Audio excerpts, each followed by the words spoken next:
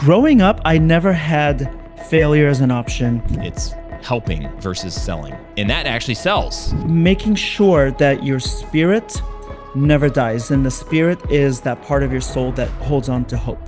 Hey, on episode 351, you should walk away knowing how to position yourself as a solution to your clients' problems and also how to stand out in a crowded marketplace. We also cover a strategy that you can start using today that over the course of time will produce massive dividends for your video business. All that and more today. Here we go.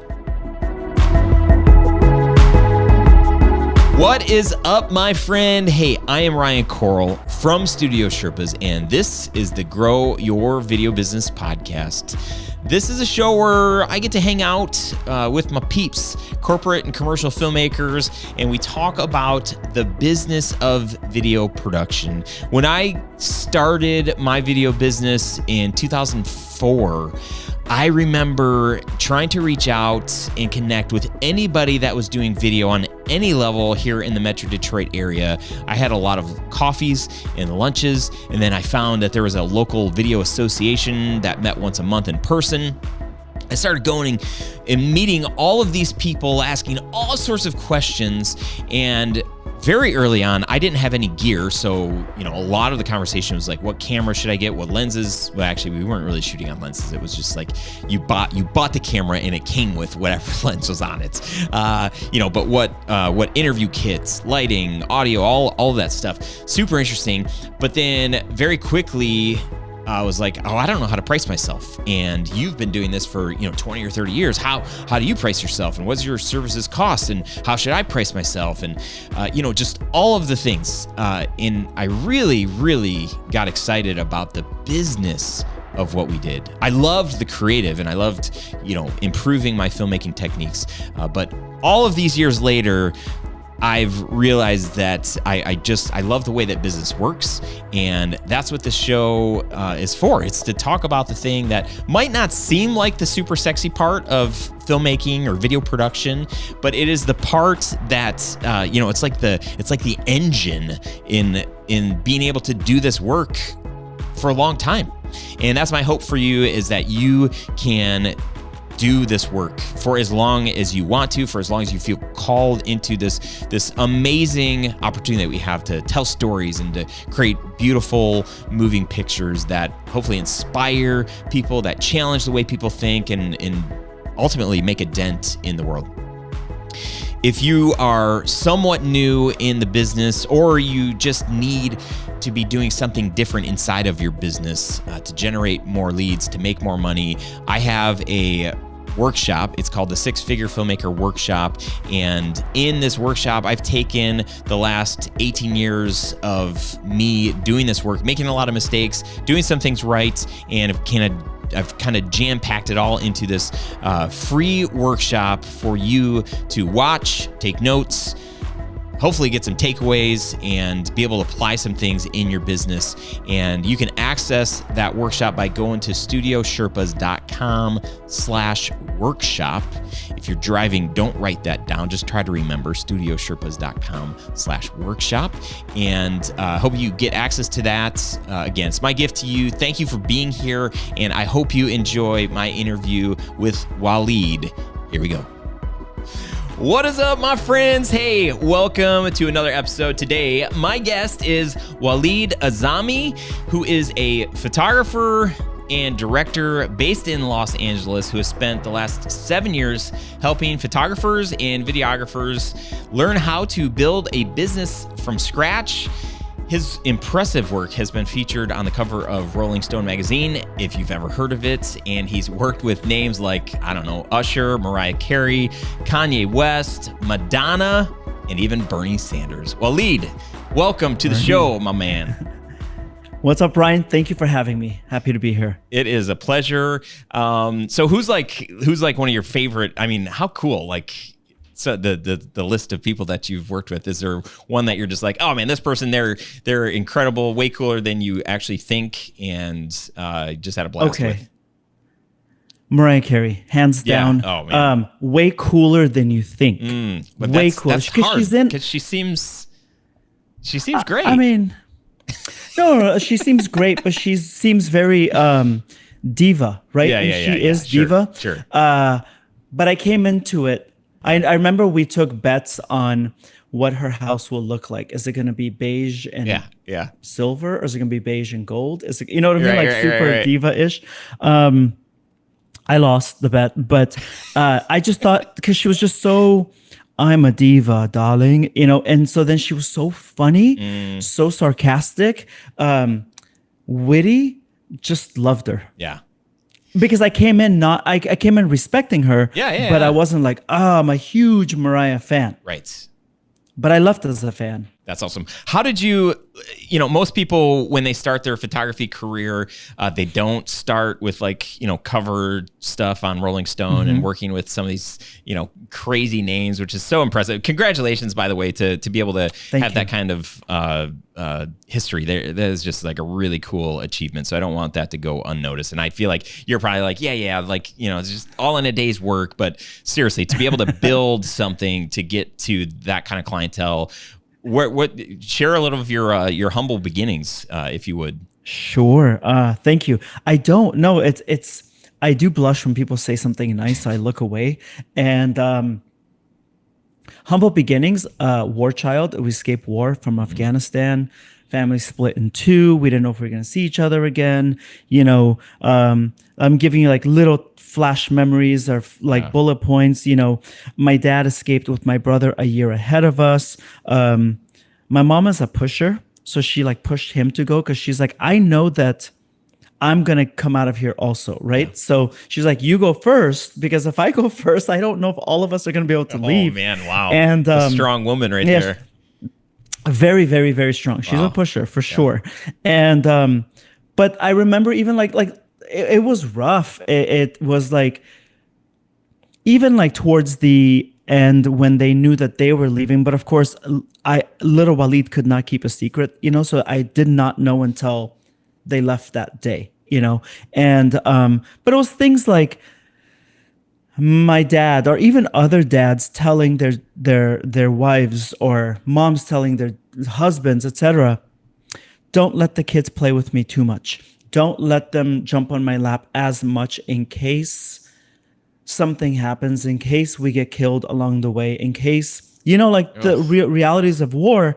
So don't let them be so attached so that they survive this emotionally too, if God forbid the worst thing happened. So then jump about 1,000 steps forward and I end up working with Madonna. That's like the biggest jump. But so I struggled. I had the refugee. I'm not an immigrant. I'm a refugee, and I really say that because they're not the same. Refugees mean you don't have any choice but to seek refuge. Your life is directly in danger. Yeah. And so I say that very proudly because of what I've been able to make out of my life. No disrespect to the immigrants, but Sure. the refugees have a little more exciting story, and we're more dramatic. And I just growing up, I never had failure as an option. I never had not going to college as an option. Our path was determined. Like your education is going to be your way out. Yeah. I'm not saying you have to go to college, but you have to. I always learned. I always read. I always asked people questions. I'm doing a horrible job explaining my climb up, but this is good. I just give you a few snapshots. I like the story. So you're learning, you're growing. Failure was not an option. Yeah. When do you get a camera, and when do you start realizing that, oh, I like this? I'm actually kind of good at it too. Besides like grabbing an uncle's camera or something at a party, right? The first time I really, really held a camera was, this is crazy. I worked with Madonna for like a year and a half-ish, and directly with her and her manager. And I say this in a lot of podcasts, but I think we owe it to artists before us. People have really, really strong opinions about that woman. She is one of the most intelligent, compassionate human beings you will ever encounter in your life. But good girls don't sell records, and she's intelligent and she knows marketing, right? And or they don't sell as many records, and they're not as remembered as the ones that upset. But she would give people, her and her manager would give people going away gifts. And I remember shopping for some of these going away gifts, like a $2,000 Gucci sweater. It was like, we would go to Fred Siegel a lot on Melrose, and it was a lot. It's so crazy because I had a 1987, but not in the 80s, and not like, it was like a 1987 pickup truck. Okay, that was hand painted beige, so it had that, like dull paint on it that you could see. You could actually see the drops of beige on the beige, like as it was trying to dry. And I had this car and stuff, and I'm like, what the heck am I gonna do with a Gucci sweater when it's my turn? And as you get into this beige truck, and I didn't get it. I was the only person that did not get a gift like that when I left. And Madonna said, God bless her, said, as your gift, you can film me in rehearsals on your last day. I see your face, right? The audacity of this human to think that that's a gift for me. But the audacity of her to think bigger than I could see myself at that moment. And she saw how hard I worked. She saw me, some of the other assistants, they were like, one of them, dad's a surgeon at Cedars-Sinai Hospital in Beverly Hills or West Hollywood. They come from, they cough and like money comes out of their mouth, basically. I didn't have that, And so I was like, I knew where I was. I knew where I had come from. And so when we were at rehearsals, I was just like a kid in a candy store, like just looking at everything. Who's that? Who's this? Why this? And I would chase Jonas Åkerlund, one of my favorite music video directors. I'm like, Jonas, why'd you buy the DVX 100? Do you remember that camera? Oh, yeah. I had one. The Panasonic? Yep. Yeah. Shoot 24p. What is 24p? Oh, yeah. Yeah, exactly. Why this? Why this? And he was just like, I know I annoyed him. I know I did. I don't care. And I think Madonna saw that. Madonna saw me just kind of looking around, and that was her gift for me. Mm-hmm. That gift helped start my career because when I left, that's the first time to answer your question finally, the first time I actually worked with a camera professionally was Jonas Åkerlund's camera that I borrowed. And it was her second date. We started in LA, then she went to Anaheim, and I got to film Madonna in Anaheim, where I grew up in Anaheim. I went to that high school, in a high school in Anaheim. My mom and dad, my sister and brother and some friends came to the show. I got them tickets. So it was like a really proud moment, but I was like, this is my gift. Cheap human. But that was my portfolio. And after that, I left. I had a couple of interviews with some record labels, and they're like, hey, we hear you want to do behind the scenes video. And I was like, yeah. And they said, let me see your portfolio. I didn't have a portfolio. I had a very, very badly edited footage of Madonna on stage.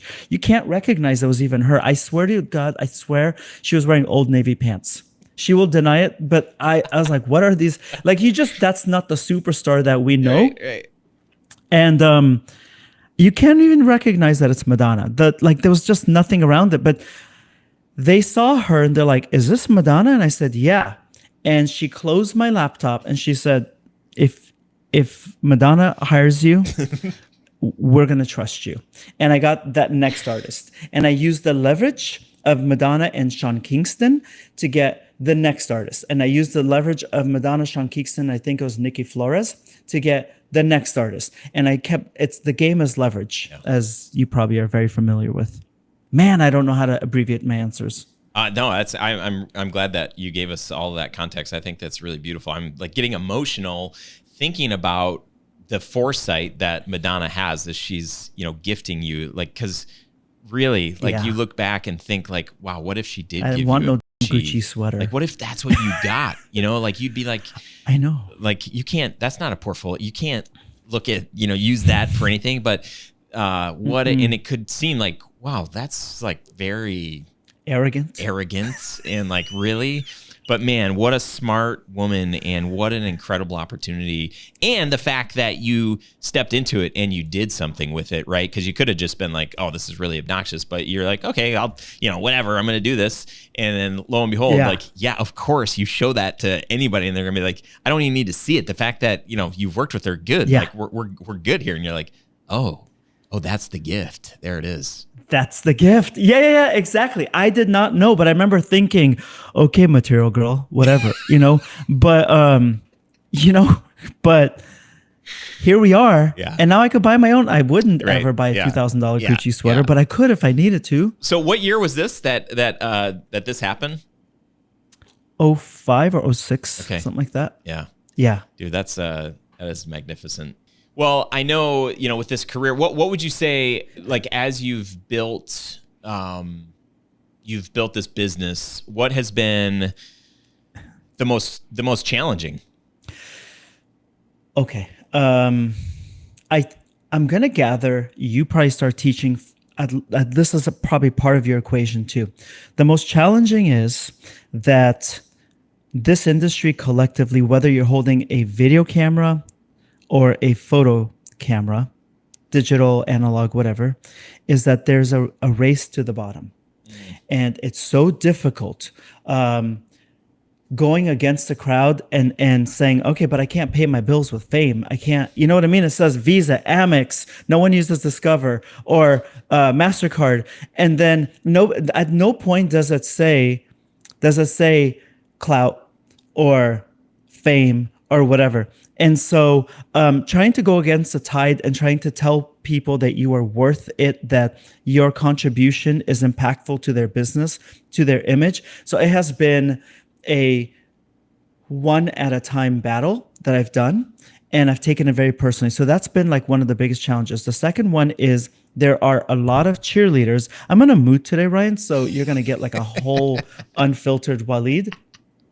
There was like a whole movement, and there still is, of people who say, yeah, we stand together. But when it's time to make a decision, they stand by themselves. And it was making sure that your spirit never dies. And the spirit is that part of your soul that holds on to hope.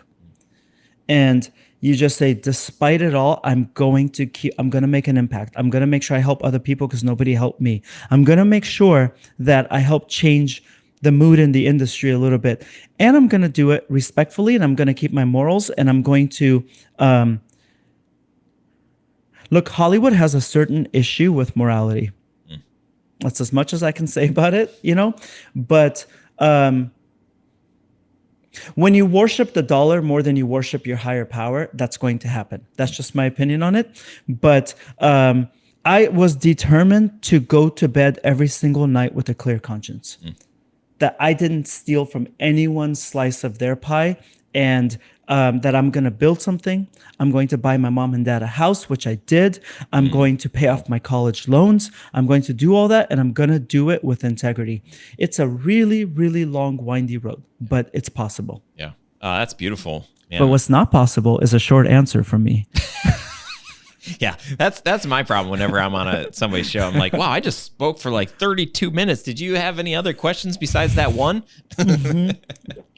Yes, that's me. I'm curious to know, I know you're in the world of education and helping photographers and filmmakers, similar to what I'm doing here, really just trying to share successes, mistakes. Here's how to run a business. Here's how to do it better. Here's what's working. Here's what's not. Yeah. If you had to start all over today, like how would you start from scratch? Like what would you do? What would be a handful of things that you would say, okay, this is really important.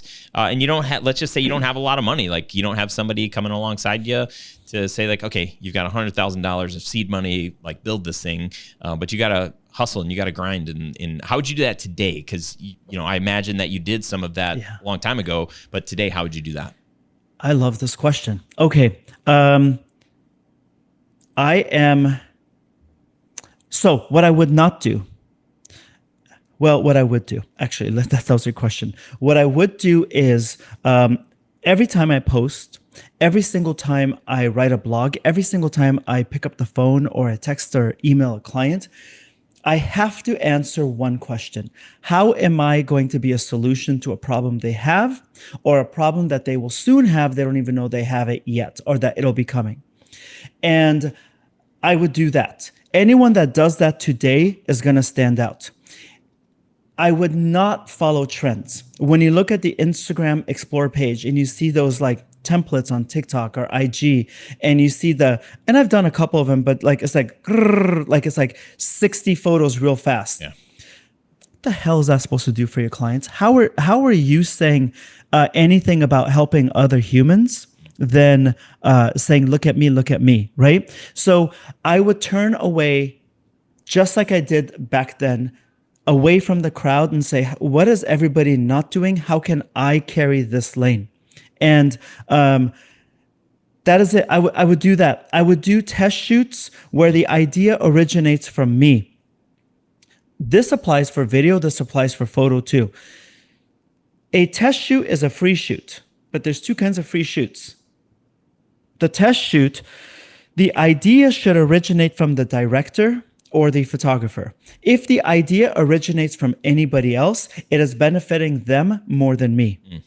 The third thing that I would do is I would reach out, and I did this, it still works because good tactics are timeless. I reached out to 3 people every single day.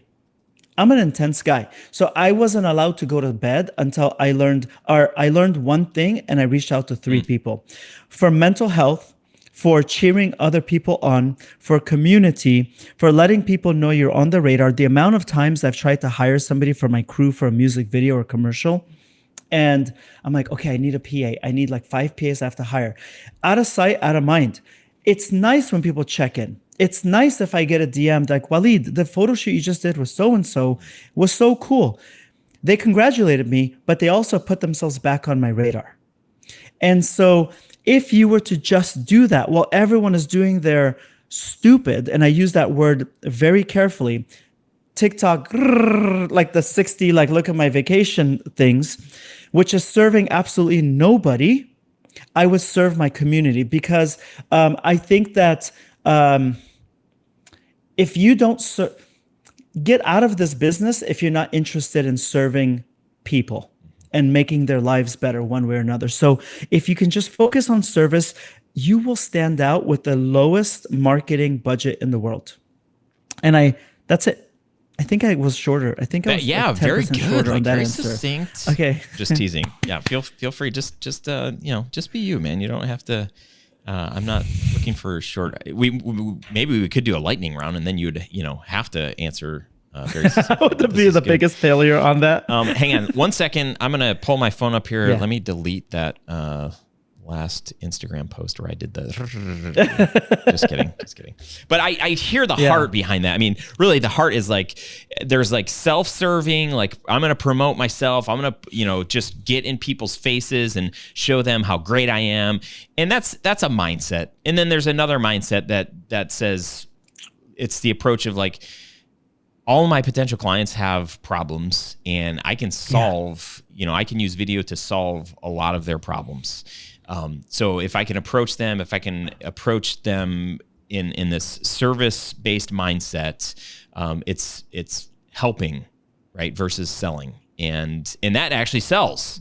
Right. So it's very different mindsets. So I totally hear where you're coming from. And that stuff does get icky. It feels icky where it's gross. Yeah, it's just like you don't need to you can, and a lot of times like people buy that. They'll buy into that. But do it. For people like you and me, I think we find a lot more value in our businesses when we feel like we're helping. And if they're set up, differently, then it probably is not as fulfilling for us. Also, let me ask you, Ryan, do you hate sales?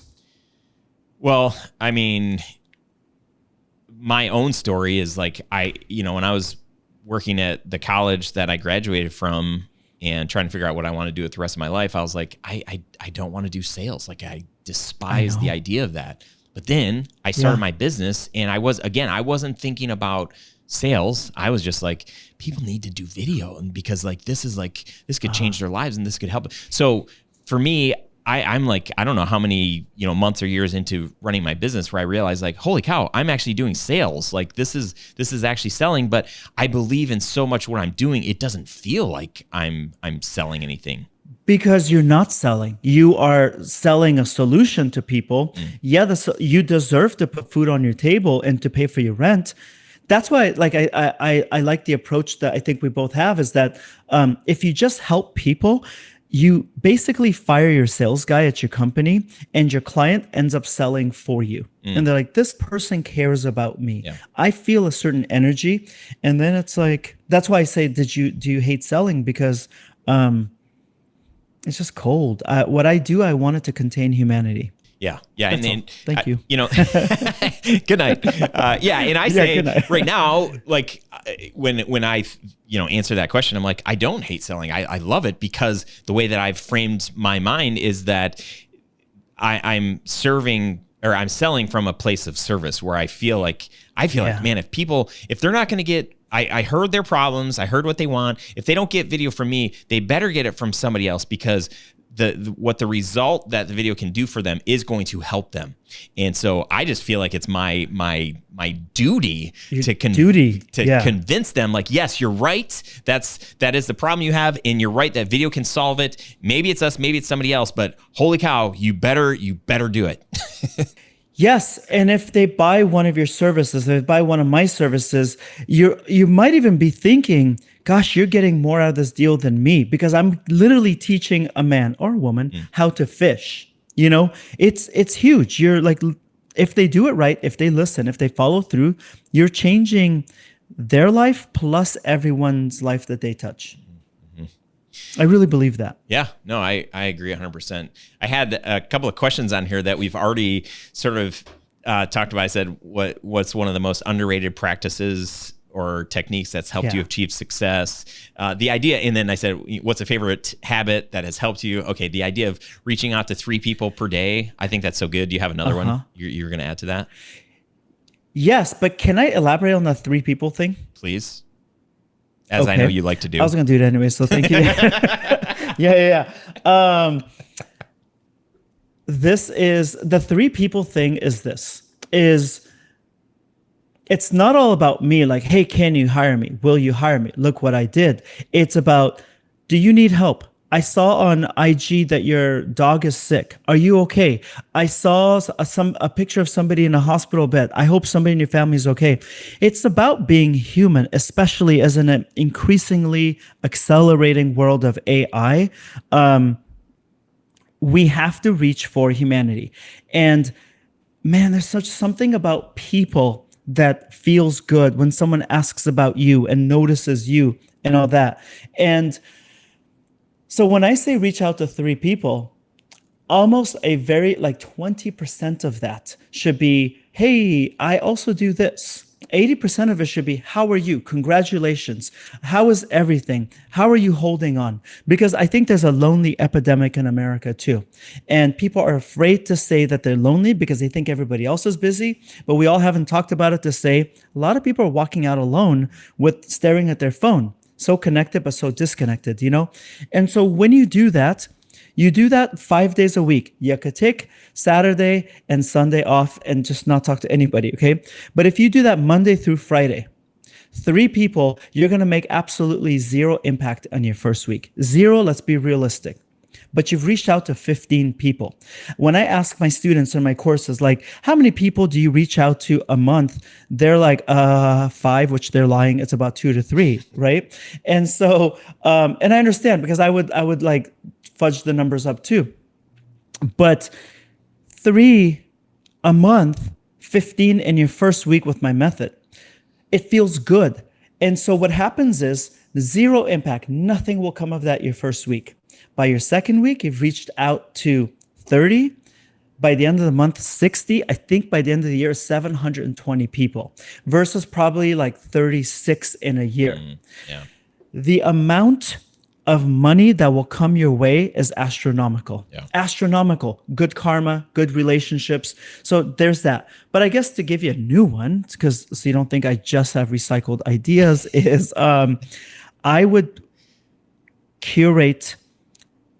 It's cliche for a reason. I would curate my circle.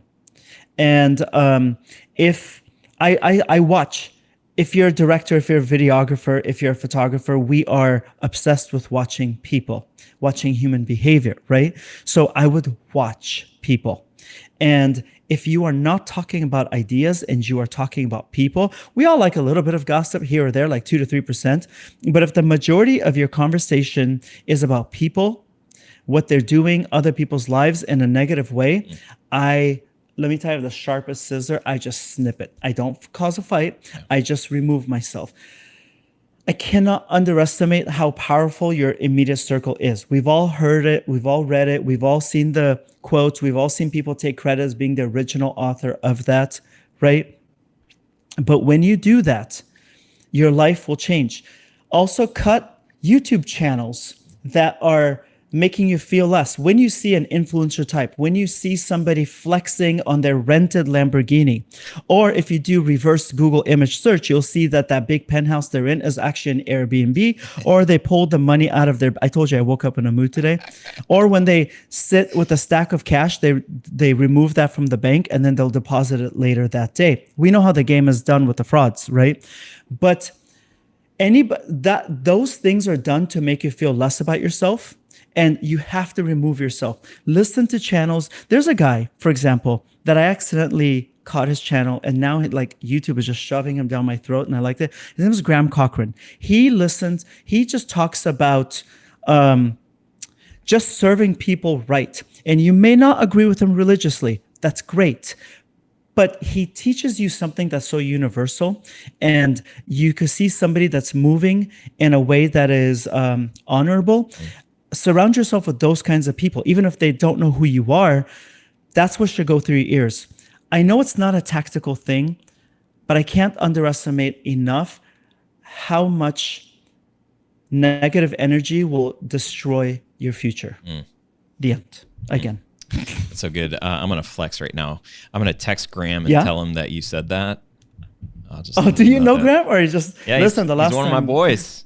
Yeah. Oh, is he really? Yeah. We met a few years ago at the Kajabi conference, and we became fast friends. So, dude, he's the king and the queen of Kajabi. Yeah. Oh my gosh, I know. Well, he's now because he's dethroned Amy Porterfield, who was like the #1 affiliate there, and he's just crushing it. So he's been on the show. He's just he's very, very, very generous with his sharing his knowledge. He is an incredible teacher. I mean, I can't say enough great things about him. He's just been very, very helpful for myself as well. Graham makes me feel that he would have a beer with me. Certain other influential people will make me feel they'll have a beer with me if I have a blue check mark. Yeah. He'd probably prefer whiskey with you over a beer, but whiskey. Yeah. I'll drink that. Oh man. That's cool. Yeah. That's so great. Cool. I mean, I couldn't agree more. And, I've got kids, I've got 3 kids, and, especially my oldest, just trying to reinforce with him, like, buddy, I will know the kind of person you are by the 5 people that you're hanging out with the most. And it's just like, whether or not you think that you're doing the same things as they are, it's just like, it's like through osmosis, like so music you're listening to, books that you're reading, YouTube channels you're watching, people you're following online, all of that stuff, those are the things that are influencing us, whether we know it or we don't. Maybe it's subconsciously, we think a little bit different because we see something, and if we see it enough times, it just becomes like, oh, that's reality. The norm. And when you can be intentional and surround yourself with people like, man, every time I'm with this person, they always have something nice to say. Man, surround yourself with people like that. Every time I'm with this person over here, they're asking me questions. They want to know about, it's like, wow, they're interested. Okay, hang out with more people like that. And then you will become like that. The things that you love about the people that you see in your life that are so inspirational and that you aspire to be like,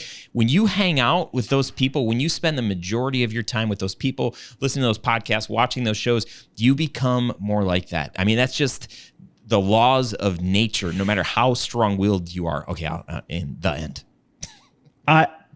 No, but keep going, because I thought my lips were moving, because that's exactly what I believe too. It's guaranteed. It's science. It's just, I used to sit there and go, oh, shut the heck up. Like when people would say, if I could just help one person, or, but all of those are true. Yeah. And they're cliche for a reason. Yep. Yeah. Surround yourself by, you gotta edit the people in your life harder than you edit your photos, your videos. Like you just got to listen to, because what they say are the thoughts you're going to go to bed with. And it soaks in. And everyone that I know, that I creative direct for now, that I direct their music video for, that I photograph their album cover for, when you see them, they all have one thing in common. They talk about ideas. I've never heard a successful person sitting there and gossiping beyond like, did you see what happened on TV? Like that, quick little bits, but they talk about ideas. Yeah, somebody said somebody said that anybody who gives you a hard time, online. I'm gonna butcher the quote, but it was something like, anybody that's doing that is never ahead of you. They're like, anybody that's ahead of you is never gonna do something like that. It's always the people that are below you that are gonna try to pull you down with them. I remember, as a very practical example, this is my early years of filming weddings. There were some incredible filmmakers that I followed, that I knew at networking events and would see at conferences, and then and their work was just so good. And I'm like, okay, let's try to make stuff like it. And then our stuff would get better, but then this person or this team or whatever, they'd come out with even better stuff. And I'm like, oh my gosh, it was like endless, like where their creativity just like kept going. And it would become frustrating and annoying. And I would just be it would drive me crazy. And somebody said, hey, you should stop looking at their work. And I was like, yeah, but I want to be inspired. I want more ideas and think of, but like, what is it doing to you, like emotionally?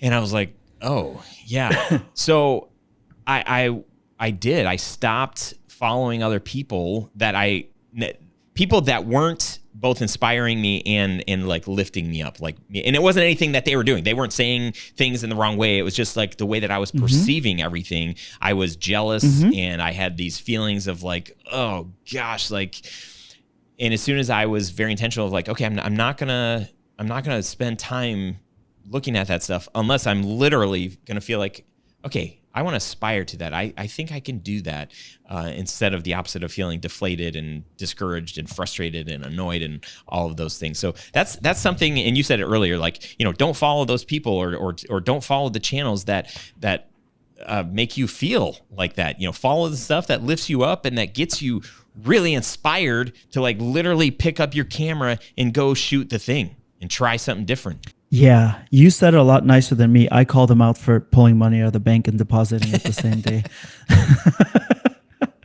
But we had a client that we flew to California. We showed up. They had rented a Bentley. They had rented a really nice house, and they wanted us to get lifestyle like video of them. And it was like, yeah, but you're from Michigan. I don't. There's beautiful places in Michigan, but the whole thing. It was just like, oh, this just feels, slimy. Although they do have like a ton of money, but I don't know. I think it's flexing on people that bothers me. Yeah.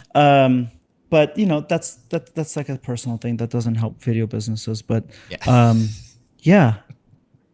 just a flexing. It could be taken away in a second. So humble down. We're gonna have to wind down here, which is unfortunate because this is really good.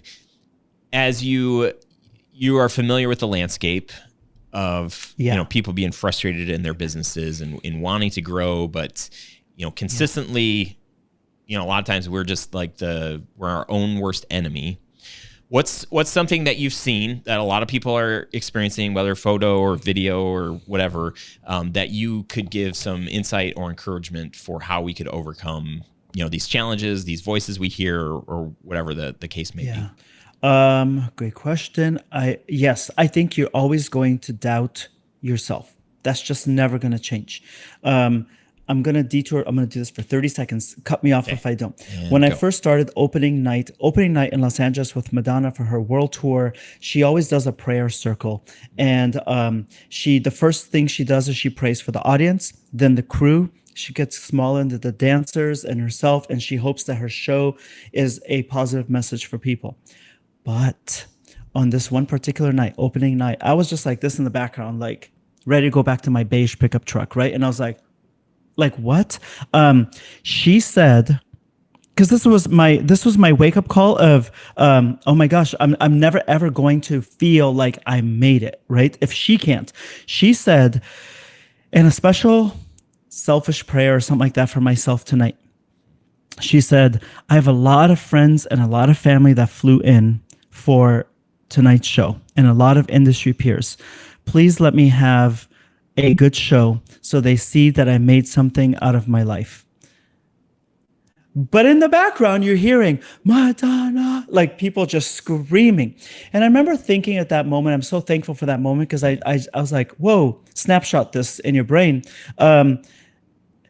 It's never going to feel comfortable, whatever you're going towards, because you always have to elevate. And so there's that. But to the people that are like, I don't know, I have self-doubt and everything, I just want to say this, whether your photo or your video, the amount of value that you have in today's society is something you could never measure. You cannot launch a book, a TV show, a streaming TV show, a movie. You cannot launch a clothing line. You cannot launch a local mom and pop shop. You cannot launch a rebrand. You cannot launch someone's single life post-divorce without the work of photographers and videographers.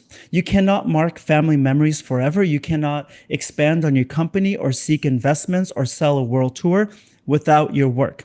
What you have is a tremendous amount of value. The problem is, somewhere along the way, somebody lied to you and they lied to me, and some of us spread this lie further, that you have to be considered a real artist, you have to starve. No, you can live incredibly and be a real artist, and you are an artist, and there are people with half your talent making twice as much money as you, but they decided not to listen to that lie. What you do serves people, what you do should serve people, what you do helps people's dreams come alive, like the mom and pop shop that they finally raise enough money to finally open their shop, to put their family recipes out there for the neighborhood. They cannot sell that amazing food without your beautiful videos and your photos to sell it. Nobody can launch a multi-thousand million or billion-dollar business without the work that you and I do. So you have to remind yourself, when your heart lies to you, and inevitably it will.